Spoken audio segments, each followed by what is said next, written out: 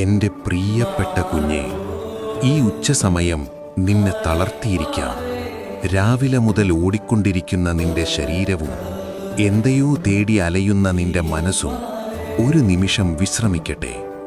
എൻ്റെ നിഴലിൽ വന്നിരിക്കൂ. കർത്താവേ, ഞാൻ വീണ്ടും വീണ്ടും പരാജയപ്പെടുന്നുവല്ലോ എന്നു നീ ചിന്തിക്കുന്നത് ഞാൻ അറിയുന്നു. നിന്റെ ദൗർബല്യങ്ങൾ എനിക്കറിയാം. എങ്കിലും നിനക്കുള്ള എൻ്റെ സ്നേഹം ഒരിക്കലും മാറുന്നില്ല. നീ ചെയ്ത ഓരോ പാപവും ഞാൻ എൻ്റെ തോളുകളിൽ ചുമന്നു. ആ ഉച്ചസമയത്ത് ഞാൻ ക്രൂശിൽ തൂങ്ങിയപ്പോൾ നിന്റെ ജീവിതത്തിലെ ഇരുണ്ടത്വം എൻ്റെ മേൽ ഞാൻ ഏറ്റെടുത്തു. എൻ്റെ രക്തം കൊണ്ട് നിന്റെ പാപങ്ങൾ ഞാൻ മറച്ചു.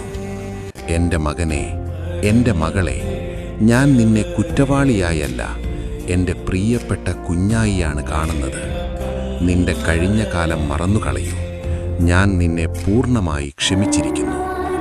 ഇന്ന് ഞാൻ സംസാരിക്കുന്നത് നിന്റെ ദാഹമുള്ള ആത്മാവിനോടാണ്. ഈ ലോകത്തിലെ സന്തോഷങ്ങൾ നിനക്ക് വീണ്ടും ദാഹമുണ്ടാക്കും.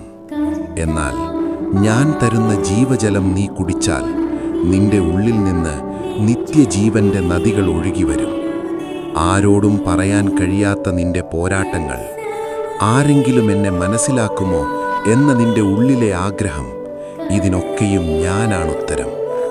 നിന്റെ മുറിവുകൾക്ക് എൻ്റെ സ്നേഹമാണ് മരുന്ന്. ഈ ഉച്ചസമയത്ത് വറ്റിപ്പോയ നിന്റെ പ്രത്യാശകൾക്ക് ഞാൻ വീണ്ടും ജീവൻ നൽകുന്നു. ആശ്വാസം, നീ ഇരിക്കുന്ന സ്ഥലമേയും എൻ്റെ സാന്നിധ്യം കൊണ്ട് നിറയും. സംരക്ഷണം, കത്തുന്ന സൂര്യനിൽ നിഴൽ പോലെ എൻ്റെ കൈ നിന്റെ മേലുണ്ടാകും. അത്ഭുതം, നീണ്ട കാലമായി നിന്നെ അലട്ടിയ പ്രശ്നങ്ങൾക്ക് ഞാൻ അവസാനം കുറിക്കുന്നു. ഭയപ്പെടേണ്ട, ഞാൻ നിന്നോട് കൂടെയുണ്ട്. ശിഷ്യന്മാർ പടവിൽ കഷ്ടപ്പെട്ടപ്പോൾ ഞാൻ കൊടുങ്കാറ്റിനെ ശാന്തമാക്കിയതുപോലെ നിന്റെ ജീവിതത്തിലെ കൊടുങ്കാറ്റുകളും ഇപ്പോൾ തന്നെ ഞാൻ ശാന്തമാക്കുന്നു. ഞാൻ നിന്നെ ഒരിക്കലും വിട്ടുപോകുകയില്ല, നിന്നെ ഉപേക്ഷിക്കുകയുമില്ല. ഈ വാക്ക് സത്യമാണ്. ഈ ദിവസത്തിൻ്റെ ശേഷിച്ച സമയം എൻ്റെ കൃപയോടെ ആരംഭിക്കൂ. നിന്റെ ദൗർബല്യത്തിൽ എൻ്റെ ശക്തി പൂർണ്ണമാകുന്നു. സ്നേഹത്തോടെ നിന്നെ അങ്കലാപ്പിക്കുന്ന നിന്റെ യേശു.